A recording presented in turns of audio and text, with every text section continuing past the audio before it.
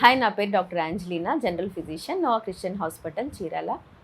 ఈరోజు మన ఎపిసోడ్లో మనం రోజు తీసుకునే ఆహారంలో చాలా శరీరానికి ఆరోగ్యాన్ని, ప్రయోజనాలను సమకూర్చే అద్భుతమైనటువంటి పోషక పదార్థం ఫైబర్ గురించి తెలుసుకుందాం. సహజంగా మనం తీసుకునే ఆహారంలో ఖనిజాలు, లవణాలు, పీచు పదార్థాలు, క్రొవ్వు పదార్థాలు, వీటి గురించి మనం ఎక్కువ ఆలోచిస్తాము. వాటి గురించి ఎక్కువ శ్రద్ధ పెడతాము. వీటితో పాటు మన శరీరానికి ఇంకొంత ప్రయోజనాన్ని సమకూర్చి మలబద్ధకం నుంచి క్యాన్సర్ వంటి దీర్ఘకాలిక వ్యాధుల్ని నివారించే సూపర్ ఫుడ్ అయినటువంటి ఫైబర్ గురించి మనం కొన్ని ముఖ్యమైన విషయాలు తెలుసుకుందాము. ఇది మన శరీరంలోని రక్తనాళాలని, ప్రేగుని శుభ్రపరుస్తూ శరీరంలో పేరుకుపోయినటువంటి అనేక వ్యర్థాలను తొలగించడంలో చాలా ప్రాముఖ్యమైనటువంటి పాత్రను పోషిస్తుంది. మరి ఆరోగ్యానికి ఇంత మేలు చేసే ఫైబర్ గురించి మనం తెలుసుకోవడం మాత్రమే కాకుండా, ఈ ఫైబర్ మనము తగినంత పొందుకోవడానికి ఎలాంటి ఆహార పదార్థాలు తినాలి, ఎంత ఫైబర్ మనం ఆహారంలో తీసుకోవాలి, ఈ యొక్క ఫైబర్ వల్ల సమకూర్చబడే ప్రయోజనాలు ఏంటో మనం కొన్ని తెలుసుకుందాం. ఈ తరం వారు కలిగి ఉండే ఆహారపు అలవాట్లలో జంక్ ఫుడ్, ప్రాసెస్ ఫుడ్ మీద ఎక్కువగా ఆధారపడుతున్నారు. దీనివల్లనే ఎక్కువ దీర్ఘకాలిక వ్యాధులు లేదంటే జీవన క్రియకు సంబంధించినటువంటి రుగ్మతలను మనం చూస్తూ ఉన్నాం. కాబట్టి ఇటువంటి పరిస్థితుల్లో ఫైబరు మనకి ఎంతగానో మేలు చేయడం, ఈ తరం వారికి మనం అవగాహన కలిగించడం అనేది, ఆహారంలో ఫైబర్ని భాగం చేసుకోవడం అనేది ఎంతైనా చాలా అవసరం. అసలు ఏంటి ఫైబర్? మొక్కల నుంచి లభించే ఆరోగ్యకరమైనటువంటి ఒక రకమైన కార్బోహైడ్రేట్నే ఫైబర్ అంటారు. ఈ ఫైబర్ పూర్తిగా మన శరీరంలో జీర్ణం కాకపోయినా వ్యర్థ పదార్థాలను తొలగించడంలో, ఇంకా అనేకమైనటువంటి లాభకరమైనటువంటి క్రియల్లో ఇది జీర్ణక్రియను వేగవంతం చేసే విషయంలో చాలా మేలు చేస్తూ ఉంది. ఈ యొక్క ఫైబర్ మనకి రెండు విధాలుగా దొరుకుతుంది. ఒకటి సాల్యుబుల్ ఫైబర్, అంటే నీటిలో కరిగే ఫైబర్. నాన్ సాల్యుబుల్ ఫైబర్, నీటిలో కరిగినటువంటి ఫైబర్. నీటిలో కరిగేటువంటి ఫైబర్ మనం తీసుకున్న ఆహారం ద్వారా గ్రహించిన తర్వాత జెల్లాగా మారి పేగులను అతుక్కొని వ్యర్థాన్ని తొలగించడంలో సహాయపడటం మాత్రమే కాకుండా, చాలా మేలు చేసేటువంటి పోషక పదార్థాలను శరీరం గ్రహించడంలో కూడా నీటిలో కరిగేటువంటి ఫైబరు జెల్లాగా ఫామ్ అయ్యి చాలా ప్రయోజనాన్ని సమకూరుస్తుంది. మరొకటిది నాన్ సాల్యుబుల్ ఫైబర్. ఈ నాన్ సాల్యుబుల్ ఫైబర్ పేగులకు అతుక్కొని ఆ పేగులను శుభ్రపరచడంలో మాత్రమే కాకుండా, మన శరీరంలో ఏర్పడినటువంటి వ్యర్థ పదార్థాలను బయటకు పంపించడంలో, తద్వారా మలబద్ధకాన్ని నివారించే విషయంలో చాలా ప్రాముఖ్యమైన పాత్ర వహిస్తుంది. కాబట్టి ఈ రెండు రకాలటువంటి ఫైబర్స్ మన ఆహారంలో సహజంగానే కలిగి ఉంటాం. కాబట్టి వీటిని తీసుకోవడానికి ఎక్కువగా మనం ప్రాముఖ్యతనివ్వాలి. ఇంత మాత్రమేనా, ఇంకా ఈ ఫైబర్ తీసుకోవడం వల్ల అనేక రకాలైనటువంటి ప్రయోజనాలు ఉన్నాయి. మొట్టమొదటిదిగా మధుమేహం. ఇండియా డయాబెటిక్ క్యాపిటల్ ఆఫ్ వరల్డ్గా మారింది, మనందరికీ తెలుసు. ప్రతి ఒక్కరు కూడా ఈ డయాబెటీస్ బారిన పడుతూ ఉన్నారు.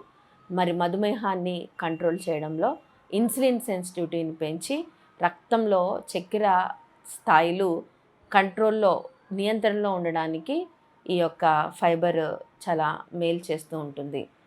షుగర్తో పాటు, డయాబెటీస్తో పాటు రక్తపోటు నియంత్రణలో ఉంచడానికి కూడా ఈ యొక్క ఫైబరు చాలా ప్రయోజనాన్ని చేకూరుస్తూ ఉంది. అంత మాత్రమే కాదు, జీర్ణక్రియను మెరుగుపరచడంలో మాత్రమే కాక, మన శరీరంలో ఉన్నటువంటి చెడు కొలెస్ట్రాల్ను తగ్గించి మంచి కొలెస్ట్రాల్ను పెంచి అనేకమైన జీర్ణక్రియల్లో కూడా ఎంతో ఉపయోగకరంగా ఫైబర్ ఉంటున్నట్లుగా మనం చూస్తాం.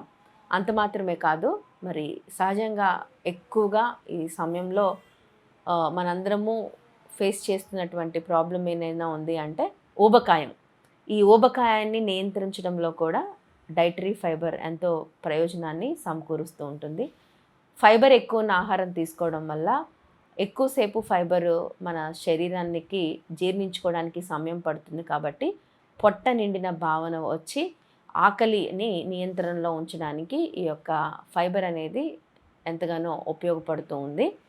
అంత మాత్రమే కాదు, వ్యాధి నిరోధక శక్తిని పెంపొందించడంలో పీచు చాలా ముఖ్యమైన పాత్రను పోషిస్తూ ఉంది. అంటే ఇది ఒక రకంగా శరీరానికి ప్రీబయోటిక్గా పనిచేస్తూ ఉంటుంది. ప్రీబయోటిక్ అంటే మంచి బ్యాక్టీరియాని పెంచి చెడు బ్యాక్టీరియాని తగ్గించి శరీరానికి చాలా ప్రయోజనాన్ని సమకూరుస్తుంది. జీర్ణ వ్యవస్థకు మెదడుకు మధ్య ఉండే అనుసంధానాన్ని కూడా డైటరీ ఫైబర్ అనేది చాలా ప్రభావితం చేస్తూ ఉంది. ఈ యొక్క డైటరీ ఫైబర్ ద్వారా ఉత్పత్తి అయ్యే బ్యూట్రిక్ యాసిడ్ అనే ఆమ్లము పేగు యొక్క గోడల మీద ఒక పొరలాగా కాపాడి ఆహారం ద్వారా విడుదలయ్యే అనేకమైనటువంటి టాక్సిన్స్, ఫ్రీ రాడికల్స్ నుంచి ఆ యొక్క పేగుల్ని సంరక్షిస్తుంది.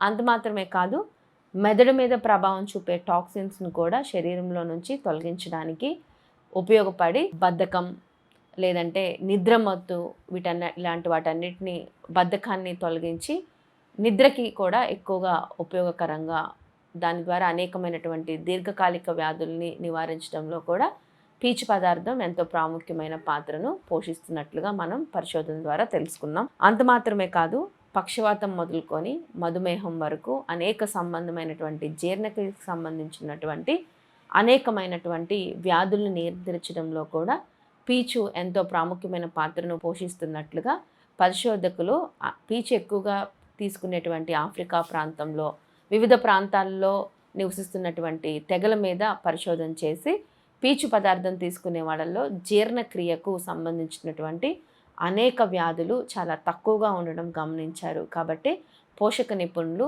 మనం తీసుకునేటువంటి ఆహారంలో ఈ యొక్క పీచును భాగం చేసుకోమని మరి ఎక్కువగా సూచించడం మనం ఇటీవల కాలంలో పెరిగినట్లుగా మనం చూస్తాం. కాబట్టి ఇటువంటి పీచు పదార్థం మనం తీసుకుంటున్న ఆహారంలో ఉందా లేదా మనం పరీక్షించుకోవాలి. ఎక్కువగా నేటి తరం ఆధారపడుతున్నటువంటి ప్రాసెస్డ్ ఫుడ్స్ అంటే జంక్ ఫుడ్స్లో ఫైబర్ ఎక్కువగా దొరకదు. మరి ఫైబర్ ఎందులో దొరుకుతుంది? ఫైబరు ఏ ఆహార పదార్థాలు దొరుకుతుంది అంటే తాజా కూరగాయలు, తాజా పండ్లు, చిక్కుళ్ళు, పప్పు ధాన్యాలు, చిరుధాన్యాలు, వీటన్నిటిలో ఫైబరు చాలా విరివిగా లభిస్తూ ఉంది. మనకు సహజంగా లభించే అటువంటి ఆహార పదార్థాల్లో కొన్ని ఆహార పదార్థాల్లో ఎంత పీచు ఉంటుంది, ఆ పీచు మనకి ఎంతవరకు ఉపయోగపడుతుంది అనేది మనం తెలుసుకుందాం. మనకి ఎక్కువగా దొరికేటువంటి జామకాయ ఆరోగ్యానికి చాలా ప్రయోజనం. వైటమిన్ సి, మనందరికీ దాని ప్రాముఖ్యత తెలుసు కదా. అది మనకి సిట్రస్ ఫ్రూట్స్లో కన్నా గోవా అంటే జామకాయలో ఎక్కువగా దొరుకుతున్నట్లు మన పరిశోధనలో వెల్లడి చేయడం జరుగుతుంది. అంత మాత్రమేనా, అనేకమైన పోషక పదార్థాలకి నిలమైనటువంటి జామకాయలో సుమారుగా 5 నుంచి 6 గ్రాముల వరకు పీచు పదార్థం లభిస్తుంది. కాబట్టి మీకు ఎక్కువగా విరివిగా లభిస్తుంది. కాబట్టి యాపిల్ ఎలాగో ఆరోగ్యానికి మంచిదో, డాక్టర్ని దూరంగా ఉంచుతుందో, అలాగే ప్రతిరోజు జామ ఆకులను కూడా మన యొక్క ఆహారంలో భాగం చేసుకోవడం ఎంతో ప్రయోజనకరం. అంత మాత్రమే కాదు, ఇటీవల చియా సీడ్స్ యొక్క వాడకం చాలా పెరిగింది కదా. ఈ చియా సీడ్స్లో కూడా ఎక్కువ ఫైబర్ అంటే సుమారుగా 2 స్పూన్ల చియా సీడ్స్లో కనుక మనం చూసినట్లయితే 10 గ్రాముల ఫైబరు దొరికే అవకాశం ఉంది. కాబట్టి ప్రతిరోజు ఉదయాన్నే చియా సీడ్స్ని నీటిలో నానబెట్టుకొని తాగడం వల్ల శరీరానికి కావలసినటువంటి ఫైబరు సమకూరుతుంది అని కూడా మనం తెలుసుకుందాం. అంత మాత్రమే కాదు, ఈ చియా సీడ్స్ ఏం చేస్తాయంటే మన యొక్క ప్రేగుల్లో ఒక జెల్లాగా ఫామ్ అయ్యి మన యొక్క జీర్ణక్రియను వేగవంతం చేసి మన యొక్క చక్కెర స్థాయిను అదుపులో ఉంచుతుంది. కాబట్టి చియా సీడ్స్ని క్రమంగా మన ఆహారంలో భాగం చేసుకోవడం ద్వారా పీచు పదార్థం అనేది మనకి దొరుకుతుంది. తర్వాత మనకి ఎక్కువగా దొరికేటువంటి మినుములు, మనం ఎక్కువగా మినుములను వాడతాం. వాటిల్లో మరి ముఖ్యంగా పొట్టు తీయని మినుముల్లో కూడా ఫైబర్ అనేది మనకి చాలా ఎక్కువగా దొరుకుతుంది. అంత మాత్రమే కాదు, రాజ్మా, బీన్స్, రకరకాల చుక్కుడు, మనం సహజంగా మన చుట్టుపక్కల ఎక్కువగా దొరికేటువంటి చుక్కుడు గింజల్లో కూడా రకరకాల సీడ్స్, నట్స్, అవిసె గింజలు, వీటన్నిటిలో కూడా పీచు పదార్థం విరివిగా లభిస్తుంది. కాబట్టి వీటిల్ని మనము ప్రతిరోజు మన ఆహారంలో భాగం తీసుకోవడం వల్ల శరీరానికి అవసరమైనటువంటి పీచు సమకూడే అవకాశం ఉంది. మరి ఎవరికి ఎంత పీచు పదార్థం కావాలి? స్త్రీలతో పోల్చుకుంటే పురుషులకు ఎక్కువగా అంటే 30 నుంచి 35 గ్రాముల పీచు పదార్థం కావాలి. స్త్రీలకి 20 నుంచి 25 గ్రాములటువంటి పీచు పదార్థం కావాలి. ఇంకా చిన్నపిల్లలకి అంతకన్నా తక్కువ మోతాదులో ఎంతైనా ప్రతి ఒక్కరికి కూడా పీచు పదార్థం అనేది చాలా ముఖ్యం. ఎక్కువగా గుర్తుంచుకోవాల్సినటువంటి విషయం ఏంటి అంటే, మనం భారతీయులం సహజంగా పిండి పదార్థాల మీద ఎక్కువగా ఆధారపడతాము. కానీ పిండి పదార్థాలు ఎక్కువ అవడం వల్లనే కదా మరి షుగరు, ఇటువంటి జీర్ణక్రియకు సంబంధించినటువంటి వ్యాధులు.